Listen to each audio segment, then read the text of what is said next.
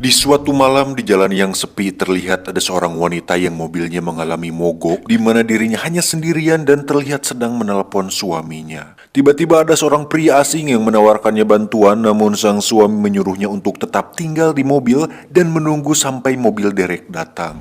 예, 견인차 불렀거든요. Dan saat pria itu pergi, tiba-tiba ya, pria itu memecahkan kaca kemudian menyeretnya dan membawa si wanita ke kediamannya. Dan Anda tahu siapa pria ini? Ya, dia adalah seorang psikopat di mana pria ini berniat untuk membunuh dan memutilasinya. Dan walaupun si wanita sudah memohon untuk dia memaafkannya dan mengatakan bahwa dirinya sedang hamil, beliau tidak sedikit pun kasihan, iba, simpati dan tidak menghiraukannya sama sekali. Terlihat bahwa cincinnya lepas dan masuk ke dalam got di mana itu merupakan cincin kawin dirinya dengan sang suami. Dan inilah aku melihat setan.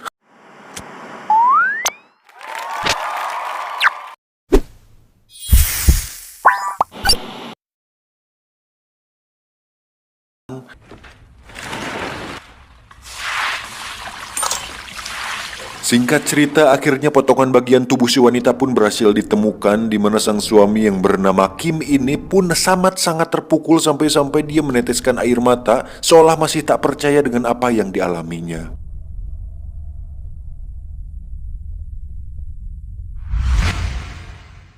Ayah mertua pun menyesalkan apa yang terjadi dan menangis tepat di samping Kim yang membuat dirinya semakin tidak terima dengan apa yang dialaminya tersebut. Dan saat upacara pemakaman sang istri selesai, Kim kembali tak bisa menahan air matanya dan berjanji akan memberikan 1000 rasa sakit kepada si pelaku agar dia bisa merasakan pemanasan sebelum benar-benar masuk ke dalam neraka yang sesungguhnya. Dan perlu kita tahu bahwa Kim adalah seorang agen di Badan Intelijensi Nasional di mana dia izin untuk libur selama 2 minggu untuk menenangkan hatinya yang sedang gundah gulana. Padahal seperti yang kita tahu, Kim tentu saja berniat dan sangat berambisi untuk menemukan si pelaku dan memberikan balasan yang setimpal dengan yang dialami mendiang istrinya. Dengan status dan akses dirinya di kepolisian dan di Badan Nasional, Kim pun meminta sebuah alat pelacak kemudian meminta data-data orang yang dianggap berpotensi terhadap kasus-kasus seperti ini. Didapatkanlah 4 pelaku yang kemungkinan besar adalah salah satu pelaku pembunuh istrinya, di mana mereka memiliki track record terhadap tindak kriminal seperti ini. Namun karena belum didapatkan bukti autentik, maka mereka pun bisa dengan bebas berkeliaran. Tak ingin membuang waktu, Kim pun langsung menemui salah satu pria dari 4 foto tersebut, di mana pria itu merupakan penjahat wanita yang dianggap sudah memperkosa belasan wanita di Korea. Kim pun menunjukkan foto istrinya kepada si pria, namun nampaknya bukan dia pelakunya. Kemudian dengan sebuah kunci Inggris, Kim pun memukul kemaluannya hingga si pria mengalami kritis. Sama seperti John Wick, Kim merupakan seorang pria yang fokus, berkomitmen, dan punya tekad kuat. Dan itu dibuktikan saat dirinya langsung menemui pria kedua, di mana dia menabrakkan mobilnya ke orang tersebut. Namun saat melihat tatapan matanya, Kim bisa langsung tahu bahwa bukan dialah pelakunya, tapi dia tetap memukulinya. Lah. Saat malam hari, Kim pun pulang ke apartemennya di mana masih tersisa 2 pria yang belum didatangi. Namun karena lelah, Kim pun memutuskan untuk tidur. Tapi layaknya hutang ke warung Teh Yuli yang belum dibayar, Kim ternyata tak bisa tidur dengan tenang, di mana dia kembali bangun dan melihat satu foto pria yang Kim memiliki insting kuat bahwa pria itulah pelakunya. Dan memang benar, scene pun berpindah ke tempat lain di mana di situ ada seorang wanita yang sedang menunggu kendaraan umum, dan tak lama datanglah si setan atau si pelaku yang menawarkan tumpangan kepada si wanita. Dan kita akan kembali melihat betapa iblisnya tindakan si setan ini atau si pelaku ini yang ternyata sudah sering melakukan tindakan tak bermoral tersebut, di mana dia mengincar seorang wanita yang sendirian dan membunuhnya hanya untuk kepuasan semata. Dan ya, jika membahas psikopat memang tak perlu lagi dipertanyakan apa tujuan dan motifnya, karena seperti yang sudah kita semua tahu, psikopat memang suka membunuh dalam film-film. Namun jangan salah, menurut ahli neuroscience bahwa otak seorang psikopat mengalami kerusakan di area prefrontal cortex dan amigdala. Saya masih ingat sekali dengan amigdala ini karena dulu pernah kuliah psikologi di Cambridge University cabang Sumedang, bahwa amigdala di otak kita ini berbentuk seperti kacang almond, yang mana amigdala ini sendiri banyak mengatur fungsi seperti empati, rasa takut, sedih, moral, dan faktor-faktor lain yang terkait kepribadian. Nah, Jika area pada otak ini rusak, maka semua fungsi yang saya sebutkan barusan tidak akan ada dan muncul sama sekali. Contohnya misal ketika kita menonton film horor, reaksi normal yang dialami oleh orang normal, yaitu kita lah sebagai orang-orang normal, adalah seperti jantung berdegup dengan kencang, tangan berkeringat, wajah meringis, dan nafas tertahan gitu. Namun pada psikopat, bagian otak yang tidak teraktivasi membuat reaksinya lebih tenang dan tanpa ketakutan sedikit pun. Keren kan? Efek kerusakan yang dialami orang yang psikopat memiliki efek yang hampir sama seperti mereka yang kecelakaan di bagian kepala depan. Contohnya kalau kalian pernah dengar atau baca di tahun 1848 ada seorang pekerja rel kereta api bernama Phineas Gage, di mana dia mengalami kecelakaan kerja yang parah saat sebilah tombak menembus kepalanya dan merusak area prefrontal cortex. Anjing ya, susah banget ya. Prefrontal cortex pada otak. Namun beruntung katanya dia masih selamat. Namun kerusakan otak yang dialaminya membuat beliau menjadi pribadi yang sangat-sangat berbeda sebelumnya dan berubah 360 sampai 720 derajat. Dari orang yang dikenal baik, ramah, sopan, dan mudah bekerja sama dengan orang, tiba-tiba menjadi orang yang kasar, marah, dan sulit berempati. Dan ini benar-benar terjadi loh ya.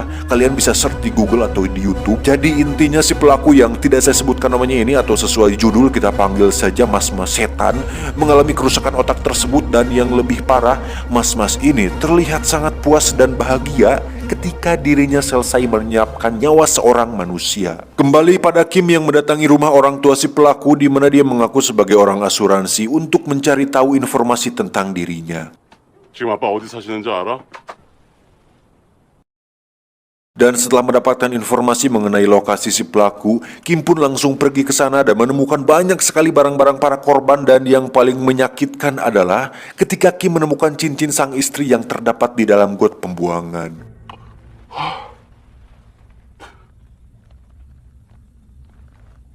Si mas-mas setan sendiri bekerja sebagai seorang supir bus sekolah, di mana itu sangat cocok sekali dengan pekerjaannya sebagai seorang pembunuh yang tanpa dia sadari Kim sudah meletakkan sebuah alat pelacak pada bus mininya tersebut. Terlihat bahwa si mas-mas ini sangat sudah terbiasa dengan mencari mangsanya, di mana dia menunggu sampai hanya tersisa satu murid untuk kemudian dia bawa ke kebun kecil miliknya, di mana dia akan menggadabah si gadis tersebut sebelum dengan sadis membunuhnya. Tapi tiba-tiba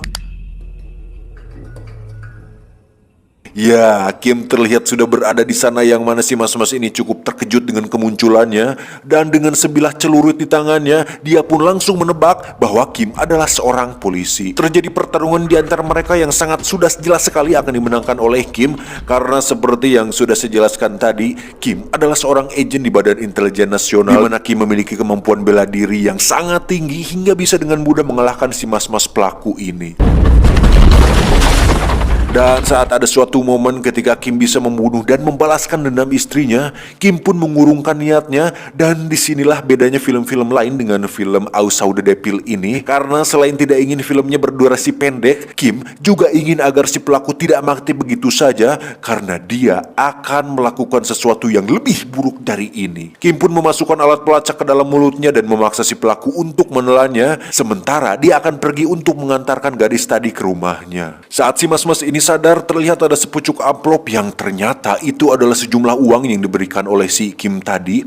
Dan saat si mas-mas ini heran dan bingung dengan apa yang dilakukan oleh Kim, dia pun berkata, 완전 개사이코네. "Lah, Anda sendiri?" Mas-mas setan ini pun kembali ke mobilnya, namun karena minibusnya sudah disabotase oleh Kim, dia pun memutuskan untuk berjalan kaki. Tak disangka ada sebuah taksi yang dengan baik hati menawarkan tumpangan kepadanya, di mana di situ sudah ada satu penumpang yang sebenarnya teman dari si supir taksi ini. Dan Anda tidak akan percaya ketika mengetahui bahwa kedua orang tersebut merupakan psycho sama seperti si mas-mas ini, karena mereka juga sedang mencari mangsa dan menjadikan si mas-mas ini sebagai mangsa mereka.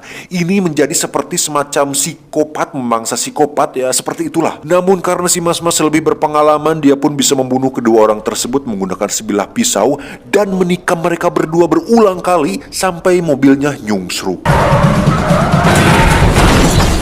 Dan ternyata benar kedua orang tersebut menyimpan korban di dalam bagasi mobil mereka, dan itu cukup membagongkan. Dengan uang yang diberikan Kim, si pelaku pun mendatangi klinik untuk mengobati lukanya, di mana insting psikopatnya lagi-lagi melihat sebuah celah ketika ada seorang perawat cantik yang begitu aduhai. Dan bukan psikopat namanya jika dia tidak nekat, karena saat si perawat pergi ke ruang penyimpanan di belakang, si pelaku terlihat sudah berada di sana. Dengan sedikit ancaman dan intimidasi, si pelaku pun menyuruh si perawat untuk membuka bajunya satu persatu, kemudian memintanya untuk melakukan pengencerotan.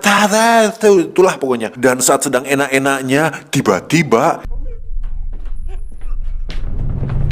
ya, Kim still in the house kembali lagi untuk menghajar kembali si pelaku anjing ini, di mana si pelaku dibuat terkejut saat melihat Kim mampu menahan pisau dengan telapak tangannya sambil berdarah dan melihat tatapan yang sangat mengerikan pada matanya tersebut. Ya, suatu kesalahan besar telah menciptakan monster untuk dirinya sendiri. Si pelaku pun dipotong di bagian belakang kakinya, atau apa ya, lupa namanya, bentar. Tendon, dipotong di bagian tendon kakinya agar si pelaku pincang seumur hidup.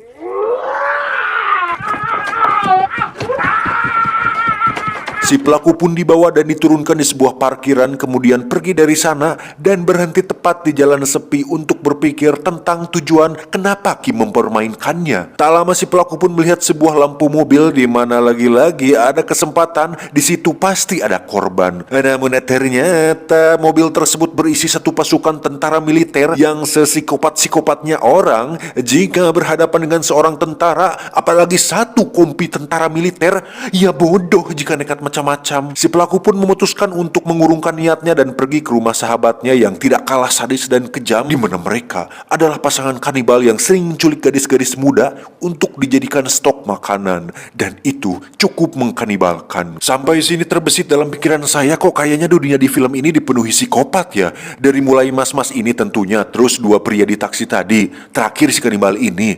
Jadi mikir gitu, apakah di dunia nyata memang ada orang sekejam ini yang tega melakukan hal-hal keji yang merugikan masyarakat? Tapi setelah dipikir jadi timbul pertanyaan, yang suka korupsi bisa disebut psikopat gak ya? Lanjut, si mas-mas pelaku ini terus berpikir tentang siapa sebenarnya sosok Kim ini dan apa tujuannya. Namun seketika dia teringat tatapan Kim yang penuh amarah, hingga akhirnya dia mendapatkan jawaban bahwa Kim ini kemungkinan besar memiliki hubungan dengan salah satu korban yang telah dibunuhnya. Beralih ke si kanibal yang terlihat sedang memberikan stok daging manusia di kulkasnya untuk kemudian dia menyeret seorang wanita yang akan dijadikan makanan selanjutnya. Dan saat si kanibal akan membunuh korbannya, tiba-tiba Kim lagi-lagi terlihat sudah berada di sana, di mana dia langsung menyerang si kanibal. Hingga saat dia akan memotong tangannya, si mas pelaku pun muncul dan hampir saja membuat Kim tertembak. Kim pun berhasil selamat dengan loncat dari jendela, di mana dia kembali masuk melalui lantai bawah. Dan saat sedang ngadodoho, tanpa sadar si wanita kanibal sedang memperhatikannya dari balik pintu. Beruntung Kim berhasil melumpuhkan serangan si wanita, tapi saat dia akan mengambil senjatanya,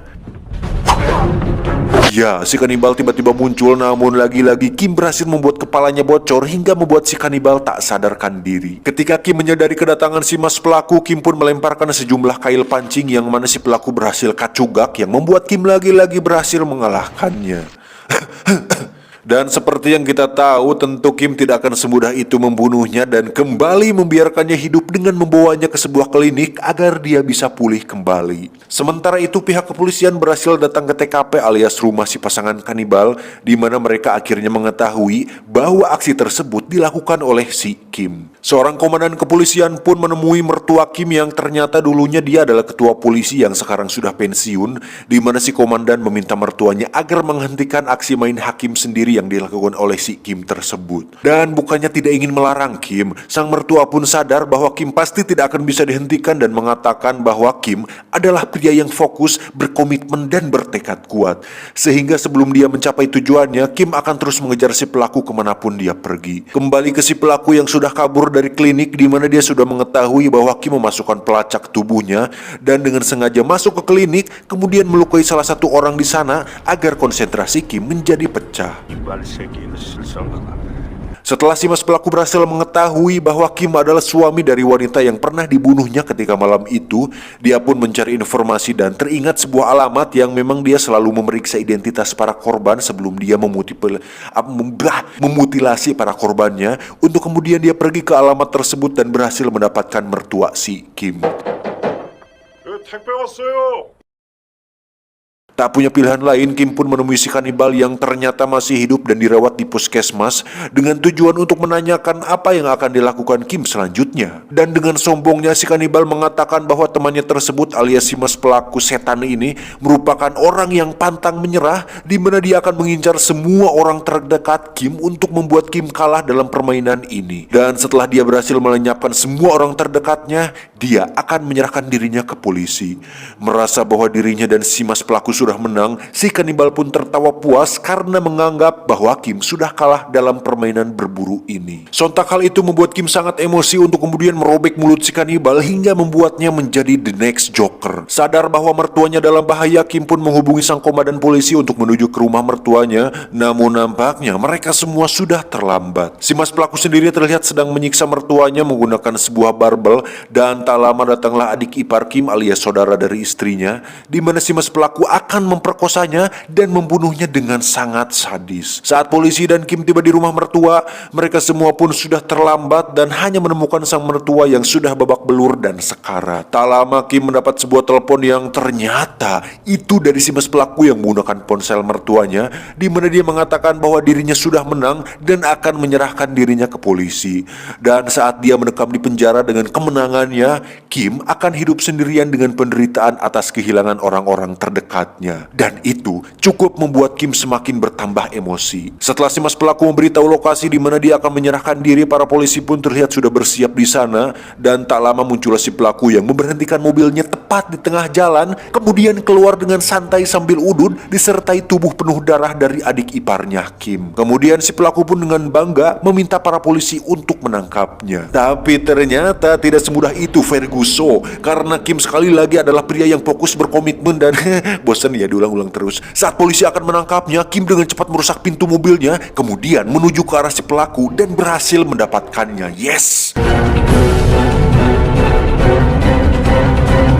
And finally, disinilah si pelaku berada, terikat di rumah jagalnya sendiri seperti para korban yang sudah dibunuhnya. Dan seperti yang saya jelaskan di awal, seorang psikopat itu tidak punya hati nurani dan rasa takut sedikit pun. Dan faktanya itu cukup menyulitkan untuk membuat bagaimana caranya untuk membuat seorang psikopat menderita. Dan benar saja, meski Kim sudah mencocol matanya dengan sebatang rokok dan menusuk pipinya dengan sebuah obeng, si pelaku masih saja bisa tersenyum puas atas kemenangannya. Dan satu-satunya cara untuk membuat si pelaku menderita adalah dengan membuatnya merasa ketakutan seperti yang sudah dirasakan para korbannya. Dan ya, semua manusia, mau itu psikopat, penjahat, pemberani, om-om, mas-mas tukang angkat galon, atau orang paling disegani di dunia sekalipun, pasti takut dengan yang namanya kematian, kecuali orang yang sudah ikhlas. Dan Kim sudah merencanakan sesuatu yang akan membuat si pelaku benar-benar sangat ketakutan sebelum akhirnya dia menemui ajalnya. Kim pun pergi melalui pintu belakang, di mana dia membiarkan si pelaku terikat pada sebuah mekanisme alat pemenggal kepala yang dipicu melalui pintu depan. Sehingga saat ada orang yang membuka pintu, maka secara otomatis sebilah besi tajam akan langsung menghantam leher si mas pelaku. Dan saat Kim berjalan pergi dari sana, tak lama muncullah sebuah mobil taksi yang ternyata itu adalah ayah, ibu, dan anaknya si mas pelaku ini. Dan faktanya Kim sudah menghubungi mereka untuk datang ke sini dan meletakkan sebuah mikrofon kecil agar Kim bisa mendengarkan ketakutan dan penderitaan sebelum si mas pelaku menemui ajalnya. Saat keluarganya sedang mencoba membuka pintu, si pelaku pun dengan susah payah meneriaki mereka sambil menggigit tali sampai dia benar-benar terlihat sangat amat ketakutan. Mamam.